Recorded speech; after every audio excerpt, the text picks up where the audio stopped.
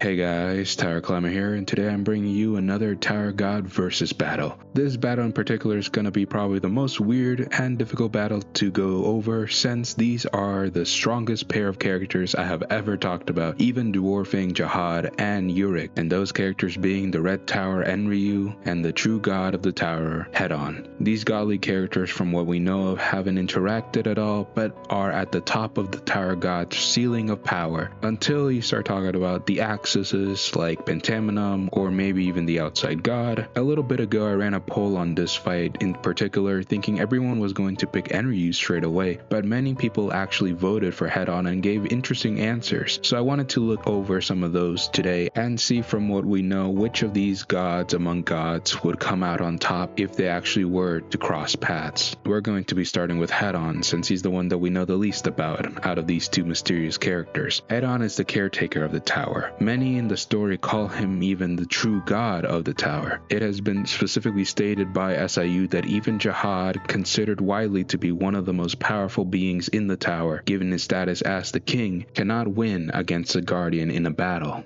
Given this statement, it is likely that Headon is phenomenally strong, as he is a guardian himself. Headon has been shown to use some of the standard powers of a guardian, such as the ability to administer tests. Headon also seems to have knowledge on everything that is happening in the tower at all times, as he needs to be able to select regulars to climb the tower. Headon has been shown to be capable of making decisions that greatly impact the tower itself or even bypass its established rules. An example of this being, despite the fact that Rachel had no unique powers, was not chosen by Headon to climb the tower, and did not enter the tower from the outside by her own will, Headon still allowed her to ascend the tower in exchange for her cooperation in eliminating Bomb. So from this showing, it is capable for him to bypass some of the rules of the tower, but it has been shown in many cases that he doesn't like to use this power, like when he met Enkidu and told him that he cannot make him a human, since the tower seems to have a fine line on what it considers humans and what it considers creatures. Headon has been shown very capable of controlling Shinsu, generating it with ease. As a guardian, it is likely that he has complete mastery of Shinsu and outclasses even the most talented Shinsu users of the tower, such as Jihad and the 10 Great Family Heads. Headon can also instantly teleport himself and others throughout the tower, seemingly without any limit on distance, speed, or frequency of use. And finally, Headon should just be able to, as the number one guardian from what we know of, be able to do every single other ability that any other guardian is capable of, such as transforming into basically anything or any size they really want. The next contestant in this battle is Enryu. Enryu is an irregular. His current status in the tower is unknown, and he is currently ranked second in the whole tower. He is the first known irregular to have entered the tower during Jihad's rule. He is known as the Red Tower for the people inside of it, but he calls himself the Messenger of God. Most people in the community think this means he serves the outside god that Arlene went to revive Bomb. This would make sense because when Enryu appeared on the 43rd floor that belonged to Arlene back in the past, and was where Bomb was born, he killed all of the Jihad altar soldiers like they were flies. Enryu is an incredibly strong character in the Tower God story, and is a character with one of the most insane feats in the whole story, having been capable of killing the Guardian of the 43rd floor. As the Guardians were previously thought to be impossible to kill, this feat alone propelled Enryu to the number one ranking, overtaking Jihad himself. He remained in that rank until Pentaminum entered Jihad's palace and basically wrecked the entire thing, and then he became number one. Enryu is known to be a methodical fighter, battling graciously to the point that his way of fighting is idolized by many rankers. Enryu's most notable trait is his absolute overwhelming levels of control over Shinsu, which is rated a cut above even the guardians of the tower, and seems to be a heretical ability, breaking the laws of the tower itself, shown by the color of the Shinsu itself, as every single time Enryu enters the area, the Shinsu turns red when he appears. Another testament to Enryu's unparalleled control over Shinsu is by how he is fully capable of summoning and completely controlling countless amount of bangs of Shinsu, to the point that he has handled the greatest amount of bangs in the tower's history, which is truly a remarkable feat for his control over Shinsu. According to a lightbearer who once had a chance to record Enryu's combat, Enryu was shown to have handled over 9,000 bangs during combat. This one is a bit of a joke because of the whole Dragon Ball meme of over over 9,000 by SIU. But still, like I said before, even if it is a joke, he had handled definitely the most Shinsu in the entire tower, which is the whole point of the feat. It doesn't really matter the actual number, as the number of bangs covered the floor of death for a whole multiple days. One of Enryu's most preferred and famously known methods of combat is his capability of creating thousands of extremely powerful spears made of Shinsu and striking them downward. Many people in the tower use a poetic expression known as red rain to describe this scene, and the rare few spectators say that the sight was quite beautiful.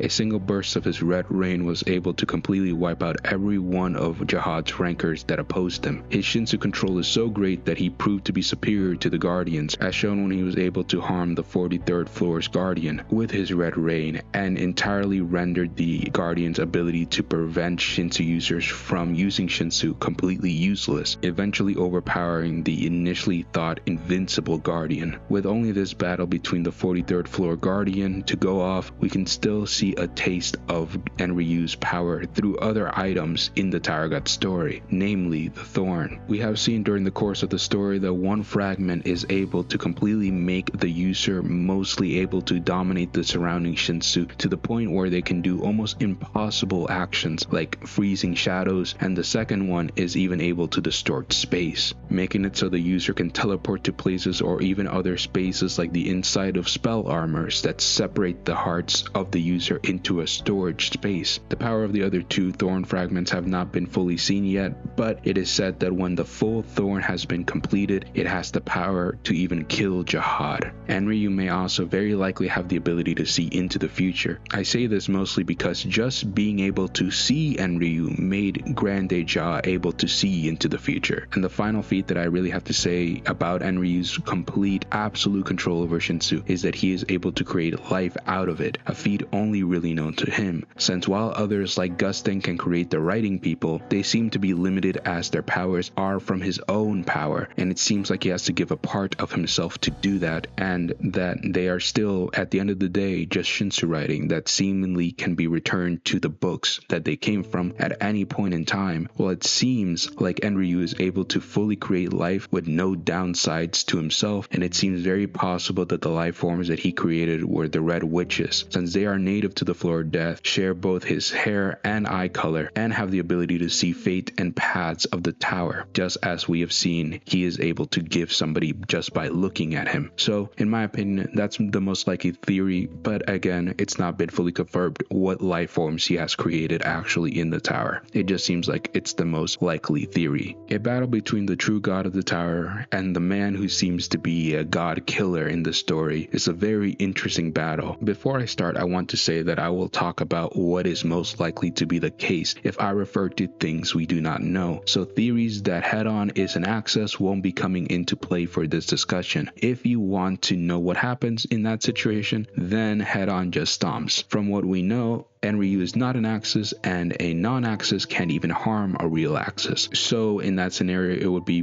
basically a negative diff fight for Headon, since nothing Enryu does can even harm him at that point. For the rest of the discussion, I will now be talking about the strengths each fighters have against each other in separate categories. First, physical strength. This one should go to Headon, as he is able to alter his body to most likely anything he wants. The only way you can argue that Enryu is more strong is if you think his Shinsu boost can outclass Headon's shapeshifting, but we haven't seen any physical feats from Enryu aside from the Thorn being able to amp your strength to an alright degree. In my opinion, with the knowledge that Headon can amp up his normal strength via changing his body, it's much more solid evidence or grounds to give him this point. The next category I will be talking about is speed, and I will have to give this one to Enryu. This one is a bit of a weird point, as both fighters can teleport or distort space, but in regular speed feats we have nothing from Headon, while we have somewhat seen Enryu's fight with the 43rd floor Guardian, where it seems like he was able to dodge all or most of his attacks. Plus, if he's truly able to see into the future, then that will just amp up his speed even more. Next category being IQ goes pretty easily to Headon. In the whole story of Tower God, he seems to not only know about everything, but knows about things he shouldn't, like stuff outside of the tower. His complete knowledge on everything everything in the tower easily gives him this point. Now I'm not saying that Enryu is by any means dumb, but Headon can literally see all from what we know, so yeah, he gets this point pretty easily. In contrast to the last one, I will be giving battle IQ to Enryu, mostly for the fact that we know that he actually has a fighting style that is known and idolized in the tower. Headon, from what we know, has never fought anyone in his whole life, and while I can't prove that, I also can't prove that Headon is an actual skilled combatant.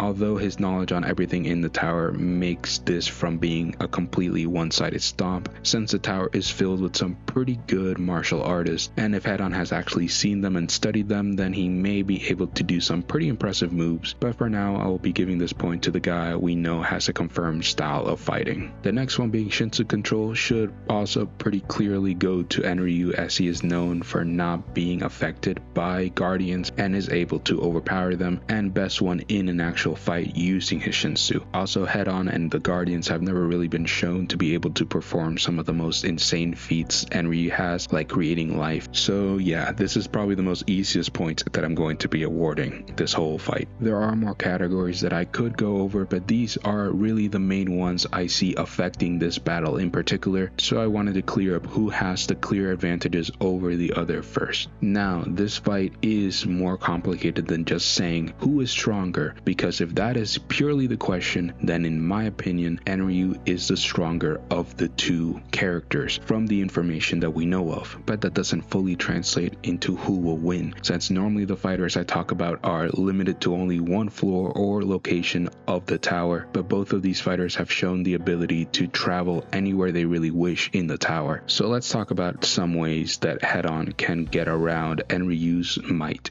The victory con I mostly see from people picking Headon is that he could make it so he and Enryu go to a separate floor and basically make it a 2 versus 1 on Enryu with that floor's guardian, and I now want to talk about why in character I don't see this being the case, and then say what would happen if this were to actually happen in the first place. Firstly, in character, I don't think Headon would take this risk. Let's not forget he is the caretaker of the tower, and what is more damaging to said tower than the guardian of a floor dying? We have fully seen in the story the effects this has on a floor, on the floor of death, where the use of Shinsu was super inconsistent and wild in comparison to any other floors, since no guardian was there to oversee its use. Enryu may not be as smart as Headon, but he is still, again, not dumb. If he does get into a fight with two guardians, he will most likely try to take out the one of the floor first for various reasons, as he may think that the second guardian introduced to the fight would have more control of the current floor, or he just sees the other as weaker or less important than Headon himself and goes for them to take out the weak link. Also, to make this point before someone else does, Headon is the only guardian who can go between floors. The other guardians are locked to the floor they manage, so he couldn't just dial up like 10 guardians or more to jump Enryu. So no matter what floor they're in, it will always be a 2 versus 1 only. For what happens if Headon does decide to go with this jumping strategy, it's very hard to say who wins in this scenario, as we have heard and seen some of Enryu's battle and strength, and while some people think his battle with the 43rd floor guardian was difficult, I personally don't see it that way. Even after changing into many forms and using all of his moves accordingly, Enryu seemed both calm and barely damaged throughout the entire encounter. I personally think Enryu's power is such that he